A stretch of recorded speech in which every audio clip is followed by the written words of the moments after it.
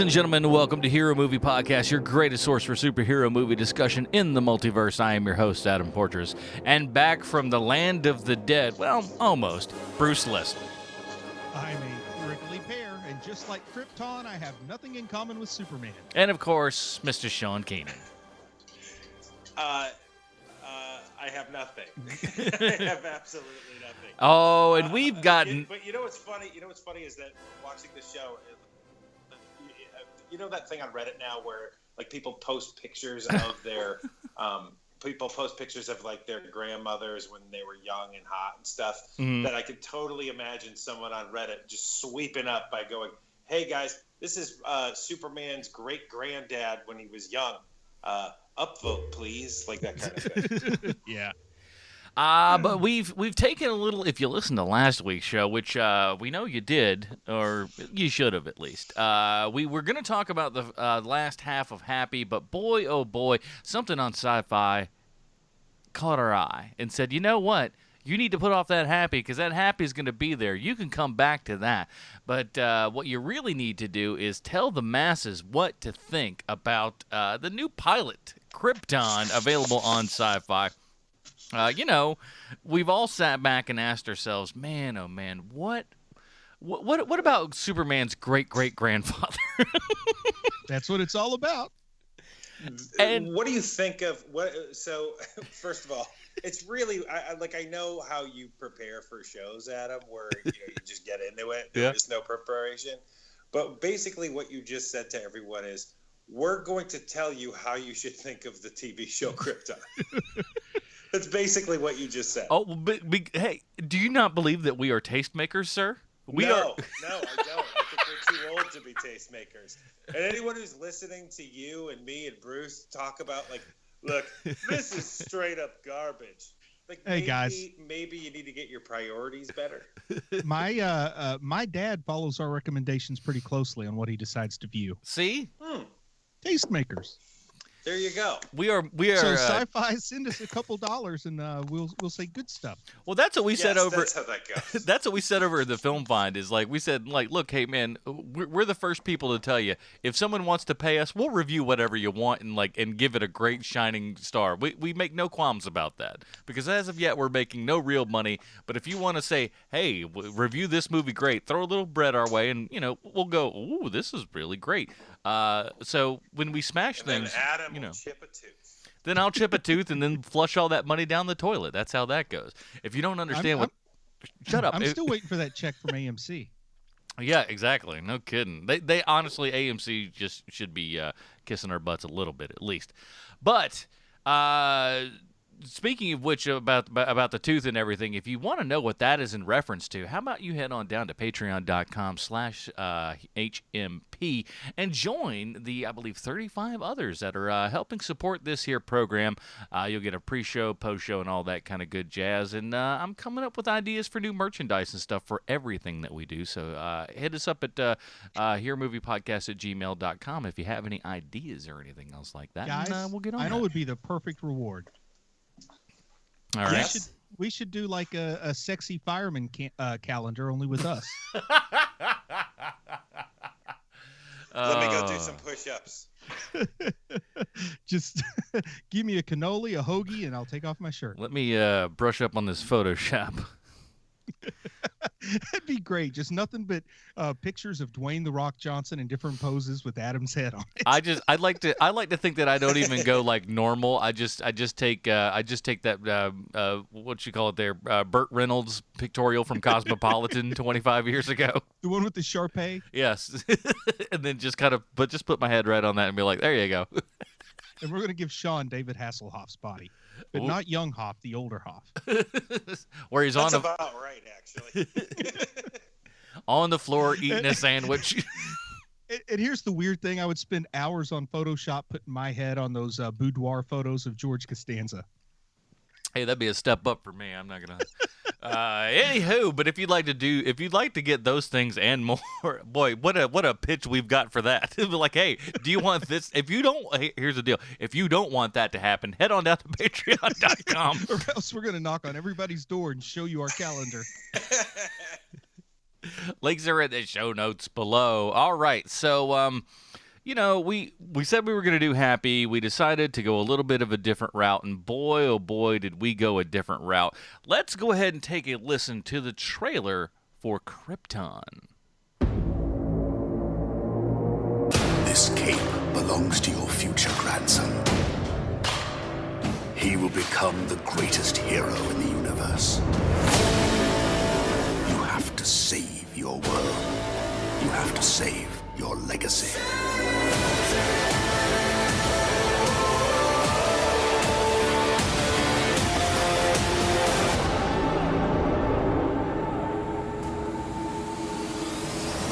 The story of my family is one of triumph and sacrifice. How we led a revolution against tyranny. And now it falls on my shoulders to save my world. Someone from the future is coming to destroy Krypton. Because where I'm from, your grandson becomes the greatest hero of the universe.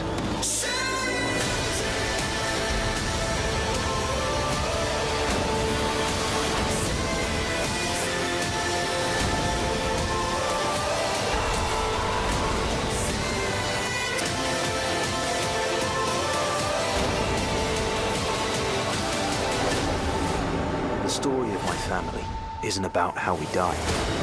It's about how we lived.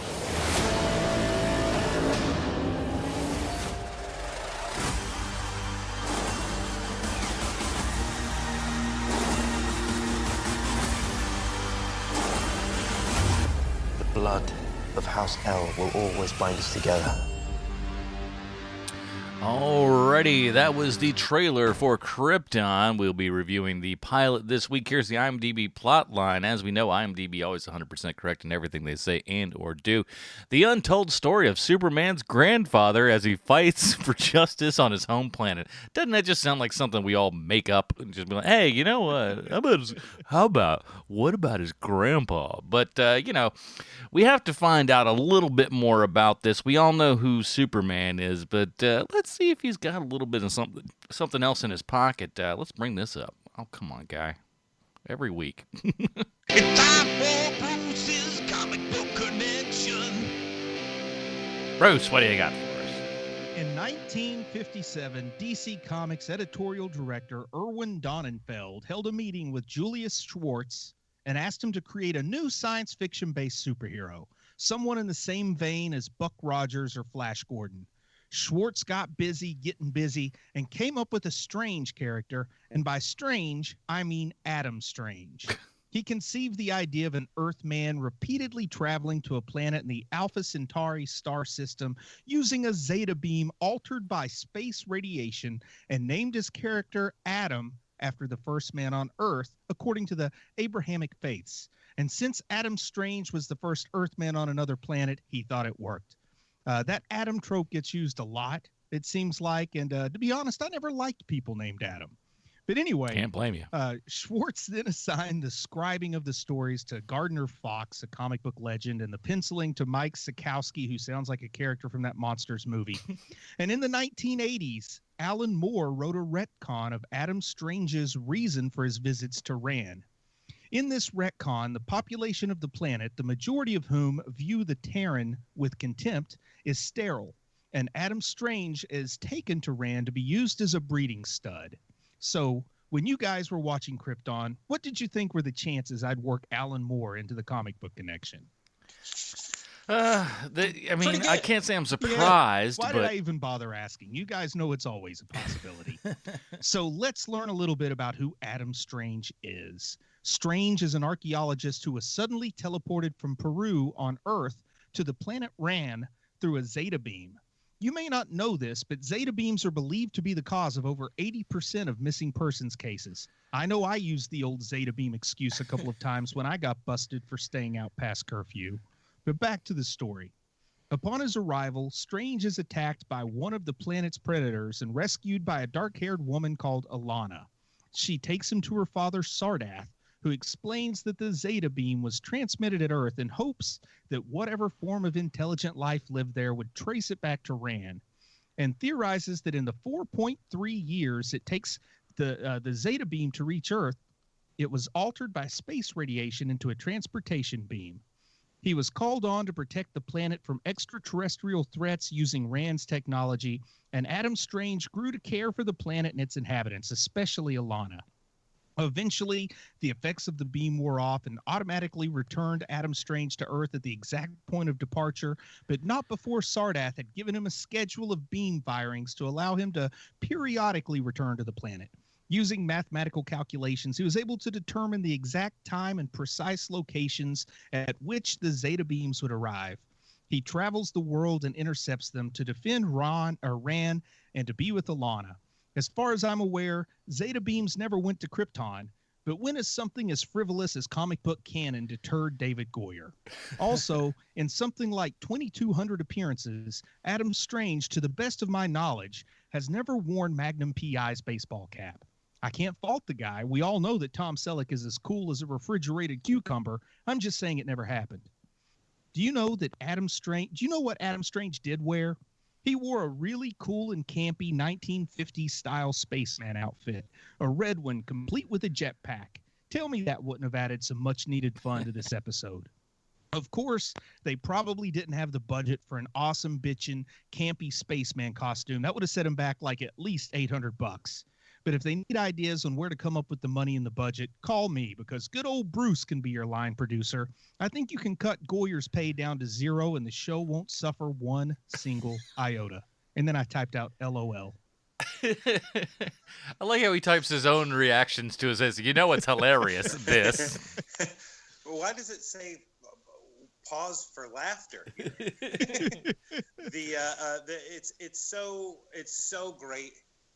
If we can just hop right in to the episode. So when Adam Strange shows up, I immediately know that everything about this show is exactly what we thought it was going to be.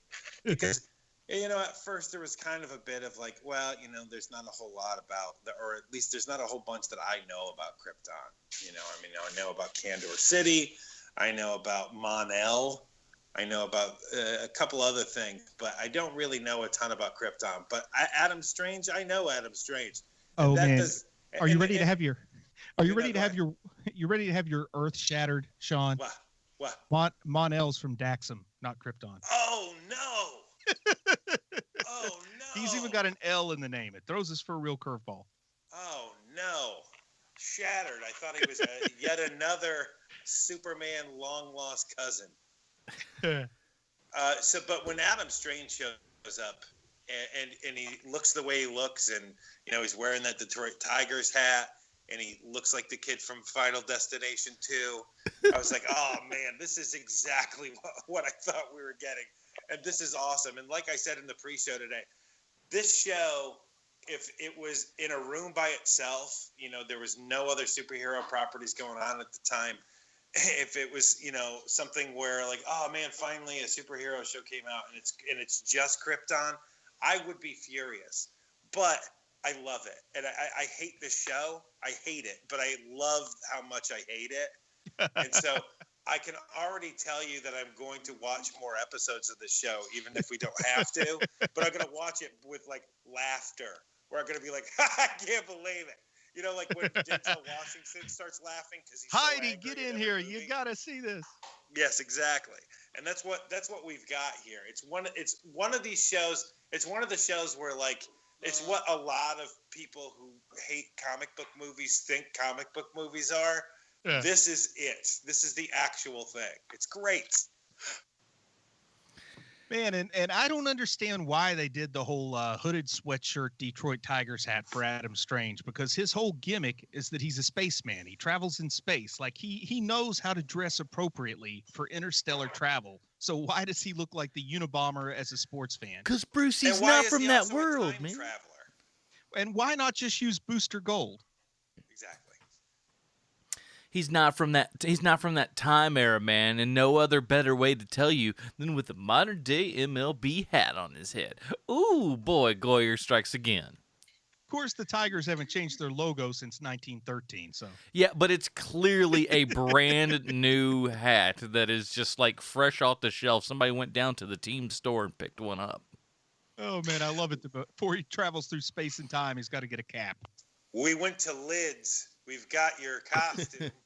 No, that's exactly how this thing worked, and get you a couple more layers to put on, and then boom, spaceman. That's how it works. Oh man, just think how much more fun it would have been if he had like the actual Adam Strange costume. Well, it would be. You're right, but all red. You're absolutely right. It would be a lot more fun, but that is not the show that we have here. Like the show that we have now is like, hey, you know what everybody wants to see? They want to see Superman's granddad wearing something that looks like he's an American gladiator. Exactly. Oh man, and all of a sudden the Zod family, the Zod family gets really odd treatment in this too. Yeah, that's another huge misstep to me because what very little I know about the canon of Krypton is that the Zod family is all they're militaristic, correct? Yeah. And that's fine, but because they do have a little bit of that in here, but the militaristic part that they are is like, like no fun ever. You know what I mean? Like that's what they're like. And so to have this family be like, you know what, we know you're one of the good ones, like that kind of like it just doesn't ring true. Although I had to look this up today. I see that this is completely outside of the DC universe. Like there isn't anything in this show that's going to make it somewhere else. So basically, what they've told Goyer is go crazy, go bananas. And he did, man. Next episode, it's Detroit hats all around. Like the new trend in Krypton is because somebody saw the homeless dude with the Detroit Tigers hat. Now that looks pretty dope, dude. I'm gonna go get one of those. Where's the latest? Where's the closest lids at? And one of the weirdest things about this show is that it's getting good reviews. Like it's not. Let me start over. So when it comes to people like us, who want great superhero properties, we hate this show. But when it comes to the TV critic for Entertainment Weekly, like he's like, hey, this is a pretty fun show.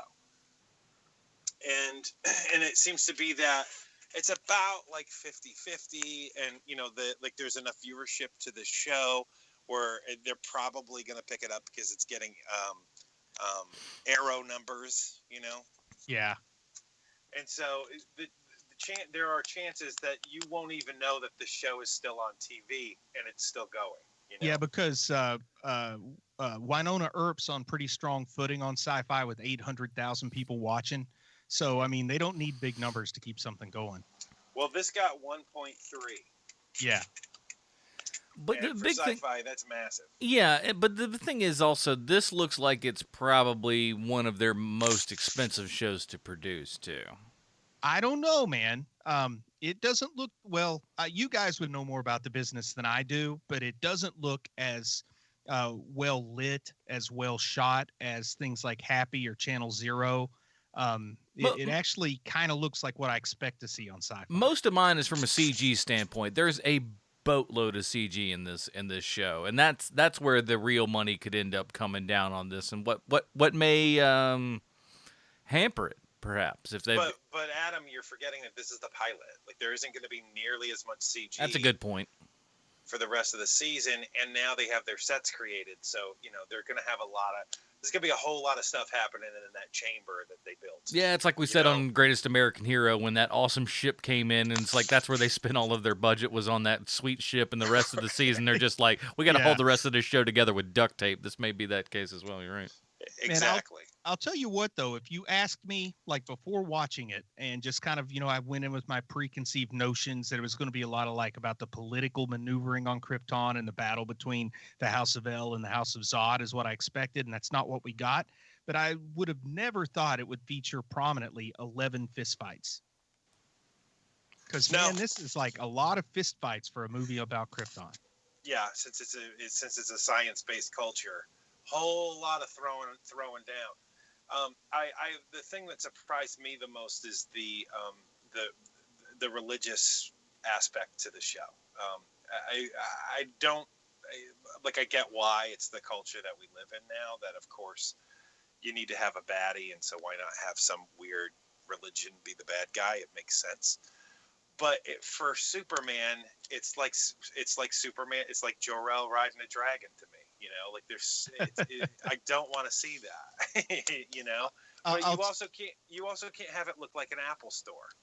Man, I will tell you that when that voice of Rao, religious leader, walks in with that gold mask with faces in every direction, it seriously felt like something from a classic 70s sci-fi that I liked and everybody else hates, like a Logan's Run or a Zardoz kind of thing. Like, it really has a 70s sci-fi feel to it, not the good 70s sci-fi. I'm not talking Star Wars here. I'm talking like all that other stuff. No, I know, because immediately what I thought of in the chamber is Battlestar Galactica. It looks like the original series chamber of Battlestar Galactica, not, the one from Syfy that everybody adores, including myself.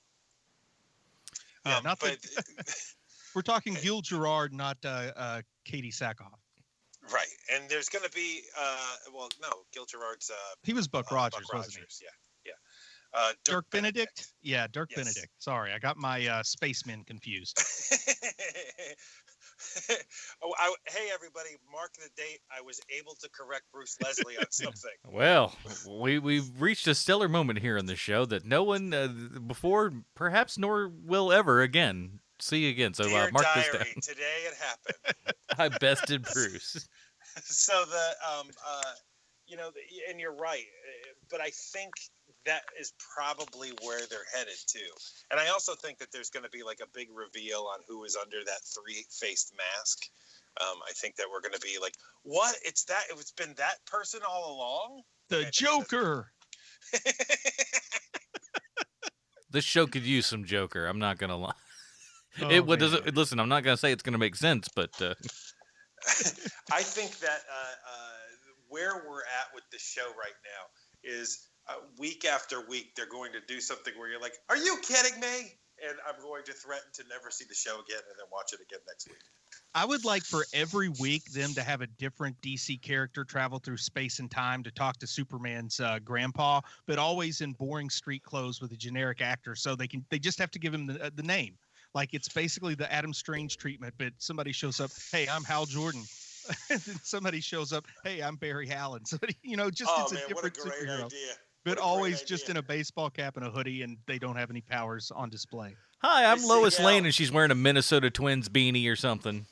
Then for I'm no Amanda reason, Waller. and then for no reason, they grab their leg after the conversation starts. I'm Ambush Bug. Ambush Bug would fit in so perfectly in this show. Don't feed him Erwin that. Schwab. He claimed he was from Krypton, and his son's name was Mongrel. That's not as bad a name as Superman's granddad. What's his name? Seagal. Skank Vex or something? It's Seagal. Oh, yeah, Segel. I was thinking Skank for a minute. I don't know why. What about the quirky friend in the bar? I think that there's going to be something more to that person. I would not be surprised if he's the three-faced man. Now that would be a reveal I wouldn't see coming. I felt like they were really, really trying to make us think that he's sort of an Alan Tudyk type character, but he's not. It feels more like he's going to be the bad influence down the road where, finally Seagal is getting his stuff together and he's finally figuring it all out. And then in walks in his bartender, ne'er-do-well friend. He's like, hey, let's go poop in a rooftop, like that kind of thing. I think he's Styles from Teen Wolf. Yeah. The movie, not the MTV show. The good one. Yeah. So Teen Wolf 2. He's going to take Segel surfing on a van. Adam Strange is going to bring a Ford conversion van back to Krypton next time. So I did the, just reading up on this show this week.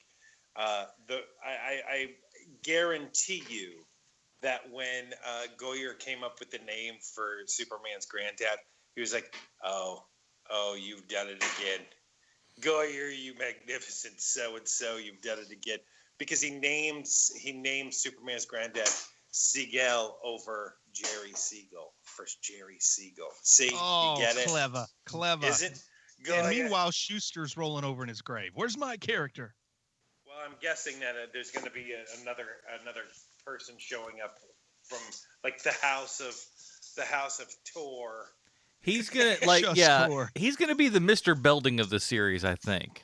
You just have to, you just gotta wait to the right moment. Oh man, how awesome would it be if the voice of Rao takes off his mask and it's Dustin Diamond? Hi everybody. Oh boy. Stabbed a man, still got work. I look. This show could use some Dustin Diamond. That's going to be the joke of the show, I think. But there's a lot of things in this show that made me just shake my head and wonder. Like, wow, amazing! And you got all this money for this Goyer. I can't believe that you have fallen so far upward with all of your garbage writing. That you keep falling up, and now you are a showrunner to a show where they're like, listen, we're just going to let you go bananas. Go ahead and go bananas. However, the one thing that I love about this show, and I'm sure that they're going to punt it and it's going to be awful, but when they reveal Brainiac, that is the right character. And we've been saying for years, that is the character that they should have had as the big baddie for one of these Superman movies. Yep. And I got to tell you, I don't like many things about Goyer, but I think they treated Brainiac well here in the pilot. Of course, there's plenty of time to ruin it, but I really like the way they depicted him as an entity and not just a person. Right. They did do that right. It's more like that one run, isn't it? Where I can't remember the run now, but Brainiac is like scary. Yeah. There's been a couple like that with all the I don't know, the metallic bands coming out of his head and his body. I mean, it looked really like this particular run that I liked in the comics from, I don't know, maybe circa 2009, something like that. Right. Yeah, and that's it's like Reign of the Superman and all that stuff too. Like it's around there. I'm sorry, not Reign of the Superman. But it's when everybody gets released from Kandor City. That same writer. I can't even remember who it is right now. But it's that run. And that Brainiac is my favorite version. And as much as you love the Super Friends, I know that you equally love that one commercial they ran on Cartoon Network for a million years, where he's like, "All I want is pants, a decent pair of pants." Yes. So I'm glad that they don't have that version of Brainiac here. Yeah. And I kind of like the one that looked like the Terminator underneath of all his skin, too. That was the one they made the action figure of for Superpowers. Oh, yeah. That's right. Like 80s Brainiac. Yeah. Yeah, like 85, circa 85. Yeah, and that's around the same time, too, where there were, like, John Byrne has completely tried to reboot the DC universe because DC knew at the time, look, guys, like we have, like everybody is the exact same, just in different costumes. That was cool. Yeah. And I like the challenge of the Super Friends cartoon show, or the Superpowers Galactic Guardians cartoon show. That's the one I meant. Right, because that's the one that Cyborg and Firestorm shows up in. Yeah, that was the final incarnation of Super Friends before it went off the air. That was cool, but I can remember having a hard time finding it. Like, it wasn't on the same time all the time. Yeah, it was still a Saturday morning show, but it started coming on, like, at noon, so some channels would be showing sports and stuff instead. Like, it came on at the end of the cartoon block, so it wasn't on every week. Right. And just to get back to Krypton, because I know that we're hopping all over the place, but did you have any anger while watching this, Bruce? No. And by the way, I just found the whole time we were talking. Actually, I had a lot of anger, but the whole time we were talking, I was looking for this hardcover Superman Brainiac comic that I have. And it's actually written by Jeff Johns. That's the Brainiac I really like. So go figure. I really like something written by Jeff Johns. But it's got the picture of the Brainiac that looks the most like the one we see on this show on the cover. Art by Gary Frank. Can't find the year on it, though. You know who's not bad? That William Shakespeare fella. You know, he ain't got bad work, that guy. Yeah. But you didn't. But you didn't get angry at all. But so you did get angry watching the show then. It's not fair to say that I didn't really get angry because I didn't let the show have that kind of power over me, but I rolled my eyes. Sure. Yeah, it was more of an eye roll than any kind of anger.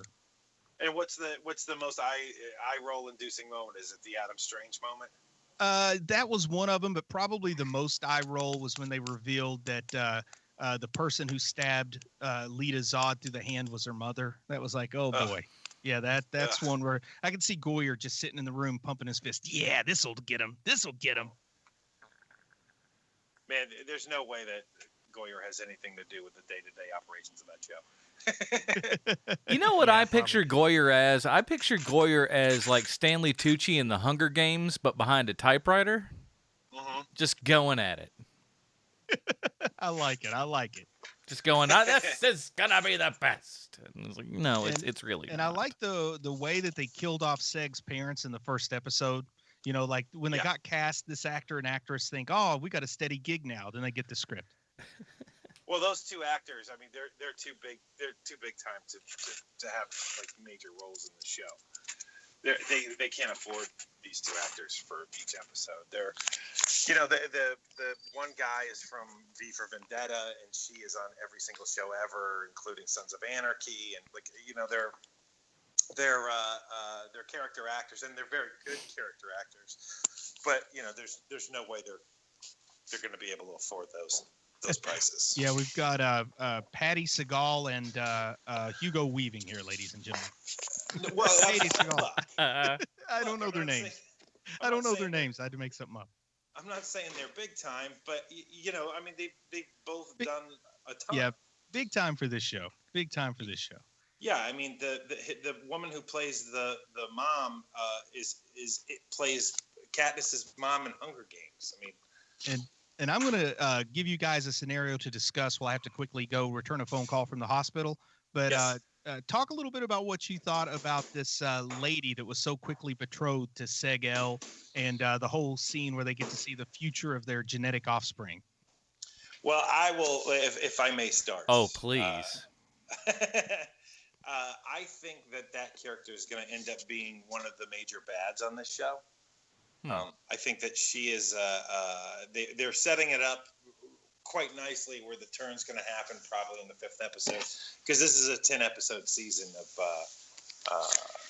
Krypton, and they're going to have the thing happen where like you've been messing with someone else all along, like that thing's going to happen, and then it's going to turn bad, and she's basically going to be almost like a Lex Luthor archetype, where they've known each other and they were friends first kind of a thing, and then she's a major baddie, which works well. Like, I think that could be interesting. I think that they'll completely punt it. I think it'll be terrible, but at least the machine is there to make something cool. Yeah, I feel like with Goyer, there's a distinct possibility of like, but check this out, the bad guy, it's a lady. Oh, how about that, everybody? Did we do something that's different? Yeah, I guess you did. Sure. This whole thing, it kind of, and maybe I'm wrong, and we'll talk about it probably a little later, but I mentioned Shakespeare not only just to make fun of Goyer, as we often do on this program, but it felt like a little Capulet and Montague kind of stuff going on with all the houses and like, you gotta love this lady, but not this one, and all that. Who cares? Well, I think they're setting that up because, again, I really do believe that in the pitch meeting, Goyer literally said to the execs at Warner Brothers, it's like Game of Thrones, but with Superman. I really do. And I wouldn't be surprised that, because as I said earlier, doing the due diligence on this show this week, that they have a 7 to 8 season arc. That it wouldn't surprise me at all that that the entire thing ends with the birth of Kal-El. Yeah, but at the same time too, it's just like I think almost any show that starts out with a giant like, hey man, we know this, and like we have this whole thing, and here's our giant plan for everything, is bound to just die a fiery death.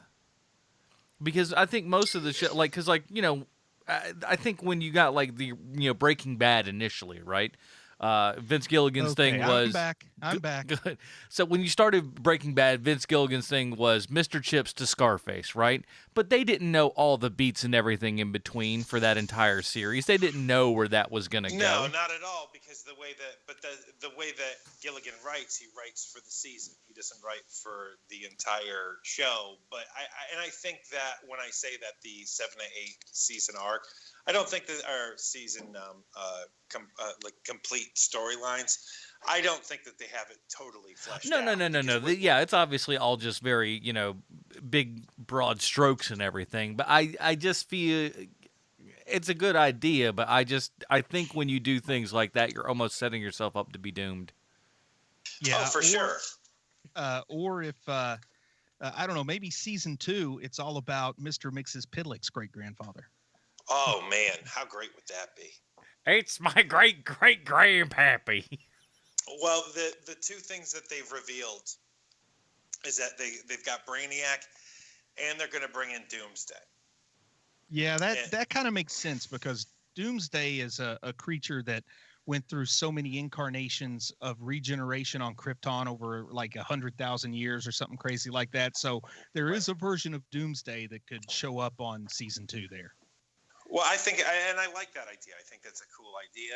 You know, just knowing the backstory to Doomsday, that they could do a great job. They won't, but they could do a great job. I love your confidence. They won't, but they could. Well, because it seems they seem to do the same. They seem to make the same mistake. You know, I'm sorry to cut you off, but if they bring Doomsday into season 2, I hope they just bring over the rubber suit from Smallville.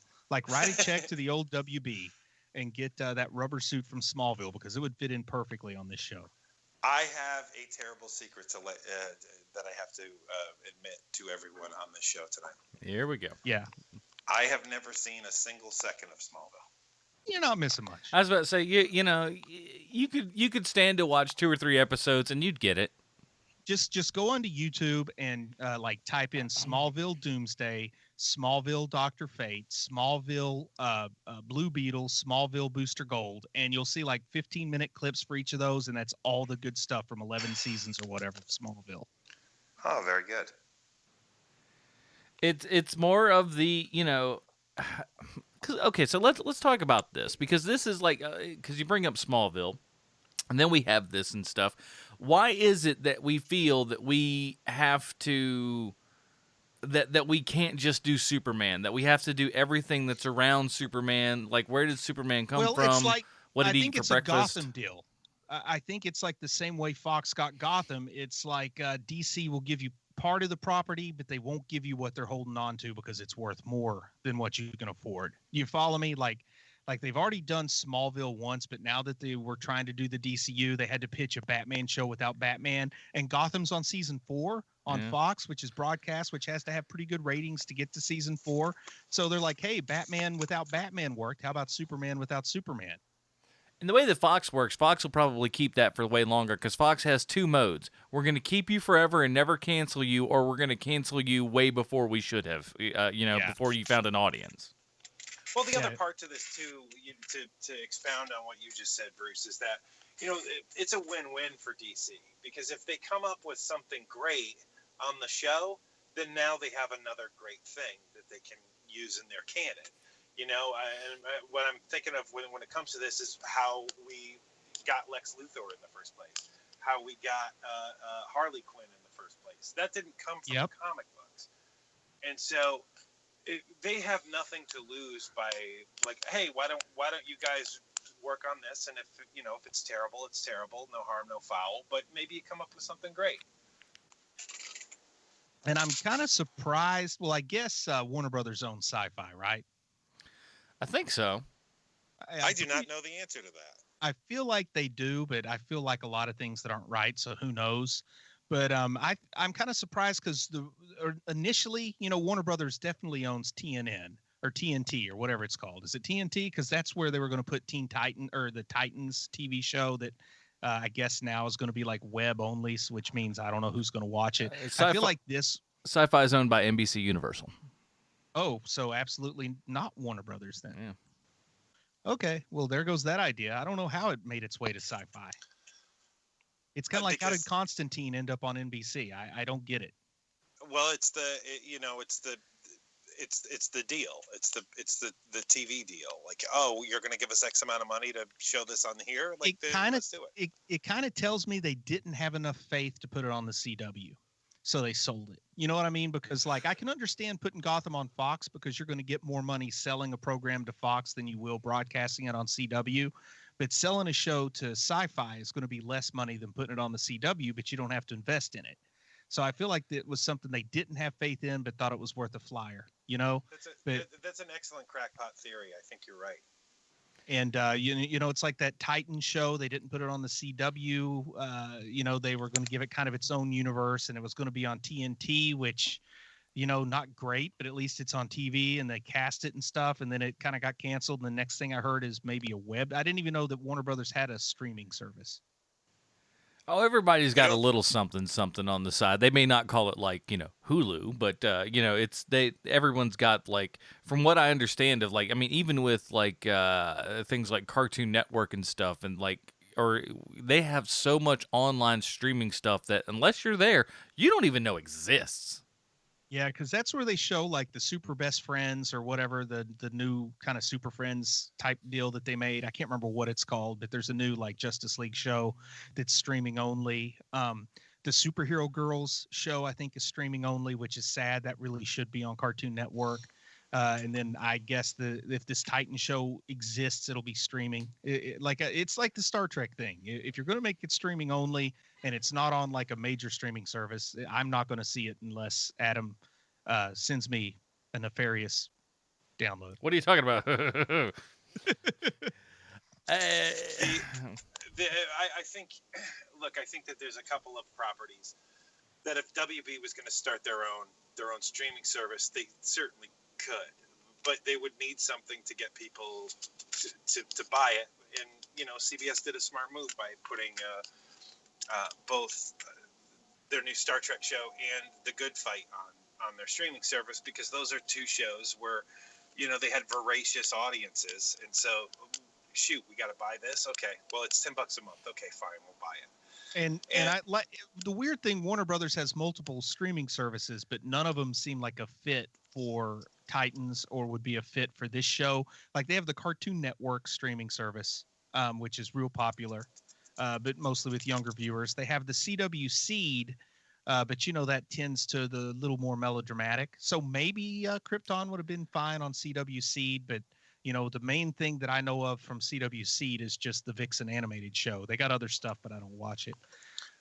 So they already have plenty of streaming. So it's weird. Instead of creating a new one, I think it would make sense for Warner Brothers to consolidate a little bit and just take Cartoon Network and CW Seed and whatever else they have and just call it WB On Demand or something. Yeah, for sure. But Krypton isn't the show to do that. It would have to be something much bigger and bolder. Proper Superman show. This show is not that. Well, Warner Brothers owns Game of Thrones. Start putting that on there, and everybody's going to be streaming that service. There you go. Take it. Well, HBO Now, man. They could just put Krypton on HBO Now or HBO Go or whatever it's called. Yeah, this show's great, guys. Thanks, Sean. We really this hell of a selection you got here for us this week. Look, we couldn't find Happy. I mean, that's the truth of the matter. We couldn't even find Happy to view the rest of it. You know, seriously though, like, for example, this episode is available on Syfy's website. None of the episodes of Happy are available on Syfy's website. Here's the thing, man. I don't want to say that Syfy is a fledgling company. It's been around for a long, long time, but it's not the Syfy of, say, 20 years ago. You know what I mean? And it's a very different thing. You got to start having some of these things available, at least behind, like, an easy paywall or something. But it's just, I don't know. How are they making their money? I mean, if they don't put it on their streaming service, are people really buying these shows on iTunes? Like, I like Winona Earp enough that I would watch it, but I'm not going to pay to watch it. You know, that's the thing. So, like, Winona Earp, you can't stream it except for, like, 5 episodes or something. If the whole, you know, second season was on there, I'd watch it with ads, plug in your ads. Yeah. But they don't. And I guess they think they're leaving money on the table if they put it on there, but I just can't picture that many people buying it on iTunes or Amazon or whatever. It just seems like a real bonehead move to where, and here's the deal, man. And I'm a guy who doesn't like ads. Infuse it with ads. You know what I'm saying?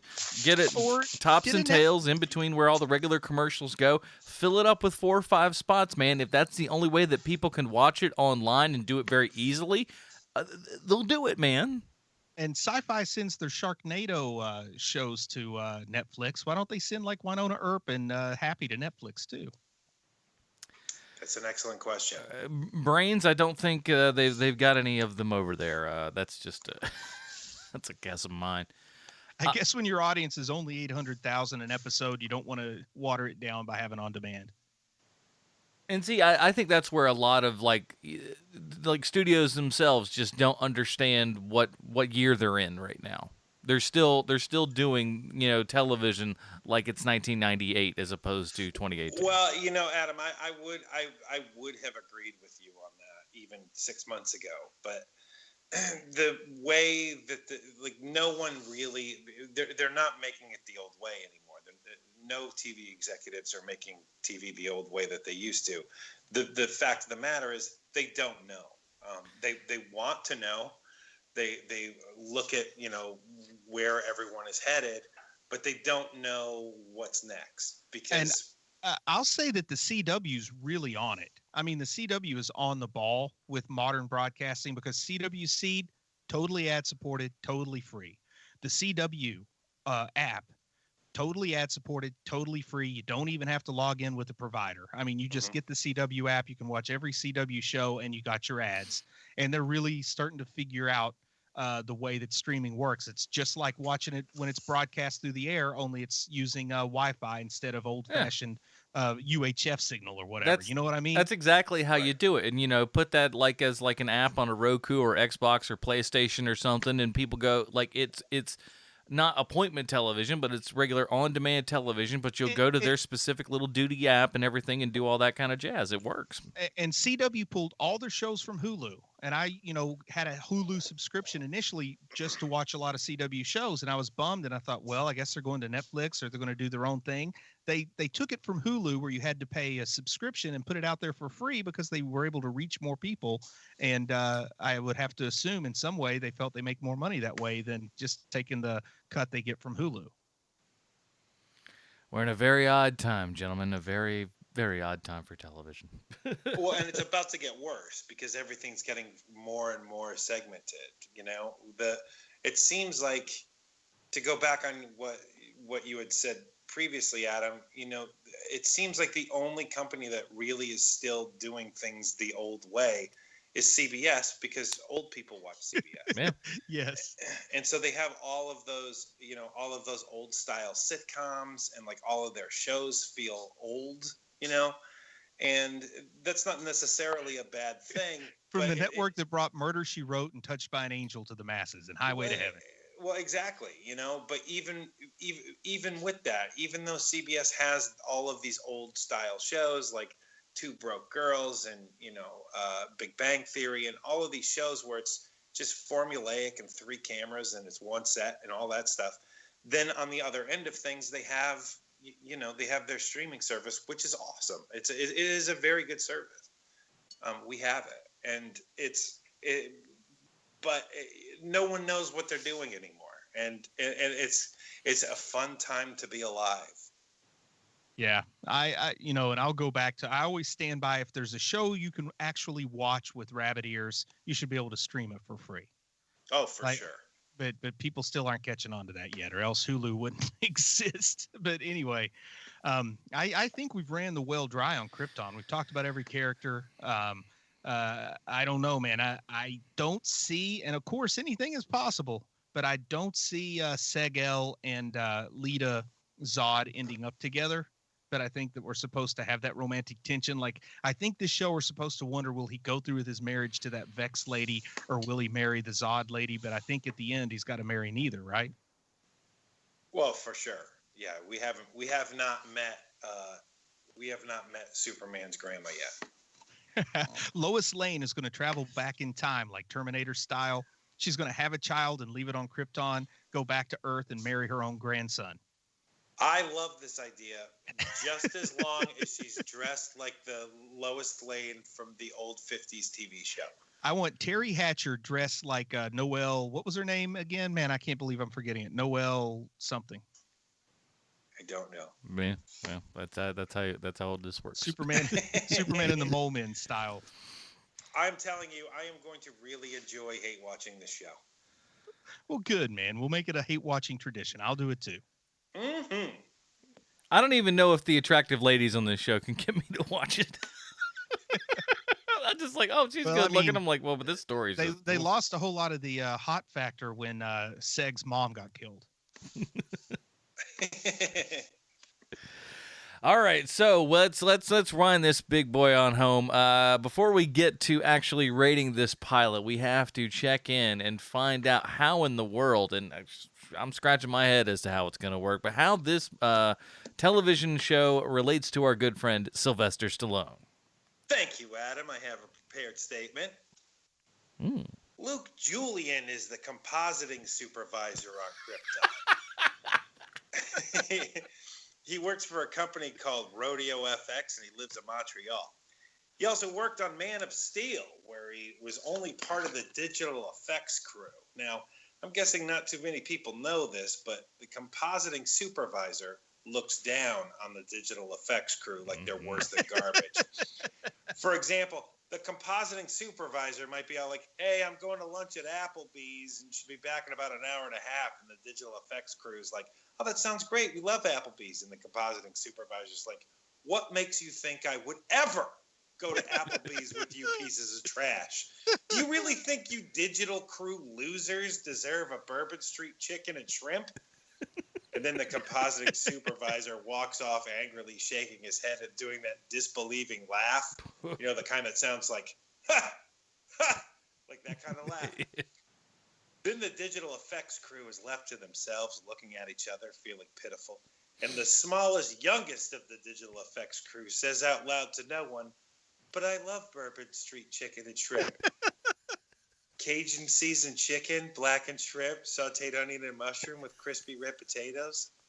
The best part is it's all served on a sizzling hot skillet. Applebee's is eating good made easy.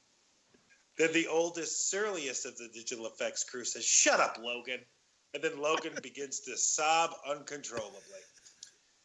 In 2003, Luke Julian was the digital compositor on a movie called Spy Kids 3D, starring a man who needs no introduction, but requires you give him one anyway, Sylvester Stallone. As you guys guessed earlier, this was not an easy find. I don't start the Stallone connection with the digital effects crew. And we've spoken about Spy Kids 3D a few times before on HMP, the most recent being the Watchmen episode, which was our 200th. I wanted to end this week by finding an awesome IMDb user review to make fun of, but I ran across this awesome review instead, and I love it. And it was written in 2005 by a user who goes by the name of Bowser13. It's entitled, It Stunk Like a Skunk. And about Spy Kids 3D, she says, I'm 7. I saw this movie with my dad and my twin sister. It wasn't very good because it was very dumb with all that driving around on the motorcycle in that place where nothing happens.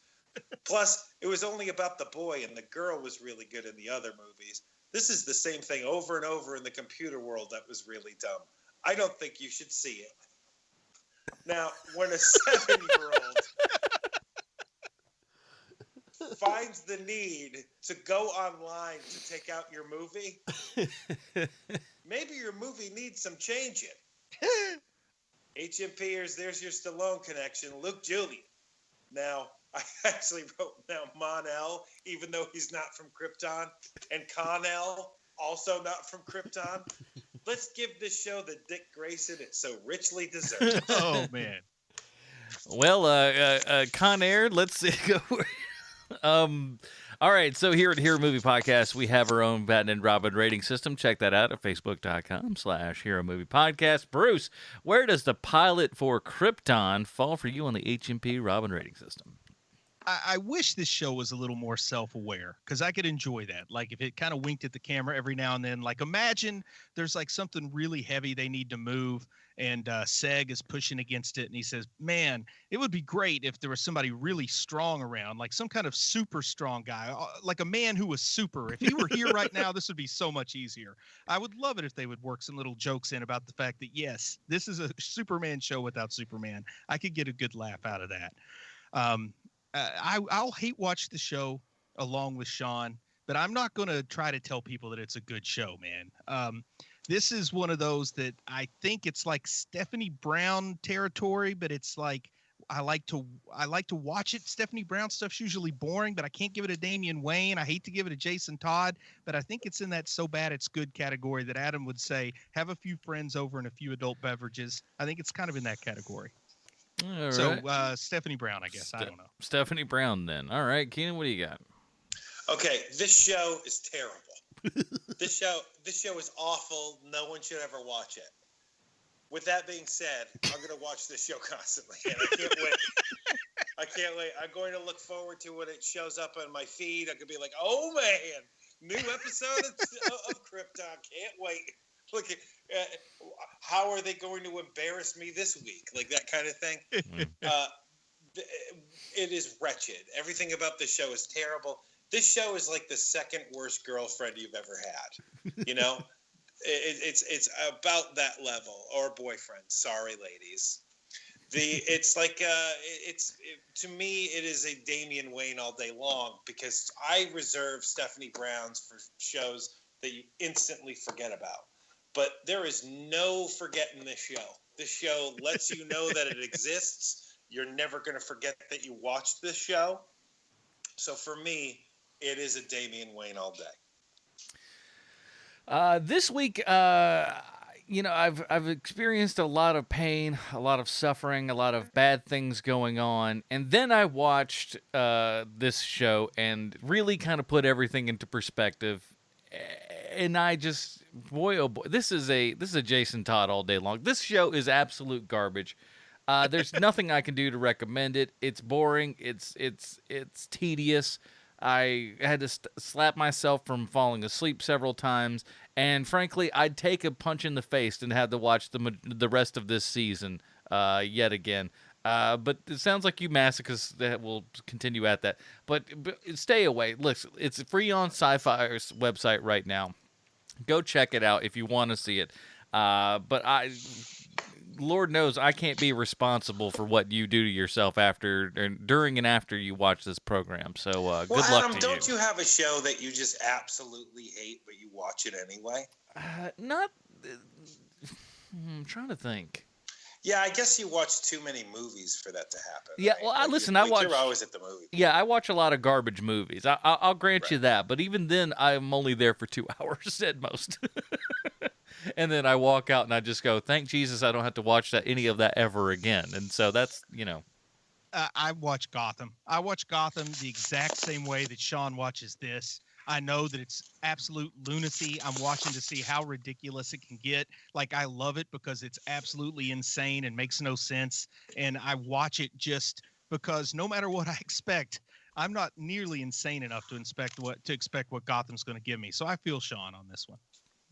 There you go. So do we want to go back to Happy next week, gentlemen? You want to give that a shot? Can you find those episodes? I got you. Okay. So he's going to act it out in a puppet show on Skype so we can watch his version. It's going to be glorious. I'm going to say to myself, I didn't think this show could get any sadder, but here we are. It's like I got one blue sock and one really, really dirty sock. I don't want to spoil it for you, Sean, but the plot twist in the finale is when Adam Strange shows up. But he's wearing an Atlanta Braves hat. He's in a Milwaukee Brewers hat, so you don't know it's him. It's like, ooh, what a twist. So that is it, everybody. Join us next week when we talk about that. In the meantime, Bruce, where can we find more of your work on the internet, sir? Okay, it's real simple, man. I just need folks to go to Amazon.com, and you can practically, figuratively, I don't want to say literally when I mean figuratively. You can figuratively fill your library with books I've written. I got 5 things for you to look for. Dragon in the Needles, Dragon in Gallus, Dragon in the Darklands. I'm sensing a theme there. Dragons? Yeah. All three of those books, man, my magnum opus, my trilogy, that it's amazing. It's epic in scope from beginning to end. It's a good ride. Also, while you're there, you can look for Chubby Wizard, Wrath of the Manticore. It's always a popular choice. It's slowly outselling the other books, which is cool. And then, of course, there's Nerd Spawn, Genesis, the book inspired. It's 100%. Sean will tell you it is 100% true about our lives, isn't it, Sean?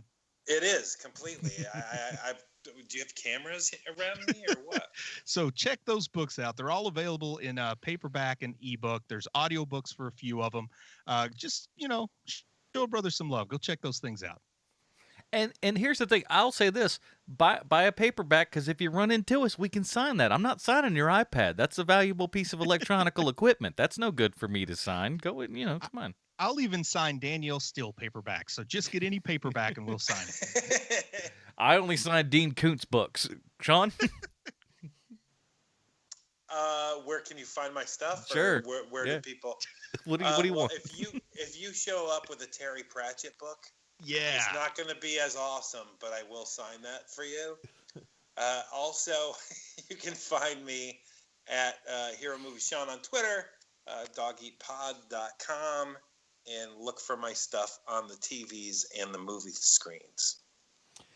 Very cool. Excellent. So, and you can find me sitting in the back of an alley playing a harmonica with my bendel. We're doing all the great things there. But you might also want to check out over at the Film Find. We did an entire episode with special guest Justin Mullis talking about Pacific Rim Uprising. And, of course, we're going to have another show a little later this week. Oh, how is that? I thoroughly enjoyed it. Oh, nice. We had a very good time with that. So check that out, and then there'll be a regular show later this week where we'll be talking about Steven Soderbergh's iPhone movie. Yeah, that's a real thing that happened, everybody. So we'll be talking about that and a whole lot more. So check that out at the Film Find, wherever you find finer podcasts. That is it, everybody. Join us here next week for I almost promise you, because if I promised you last week, that would have not been true. But this week, I'll try to promise you happy the second half of season 1 there. Until then, for Bruce Leslie, Sean Keenan, I'm Adam Portrais. Stay super, everybody. Bye, Marty and Edie.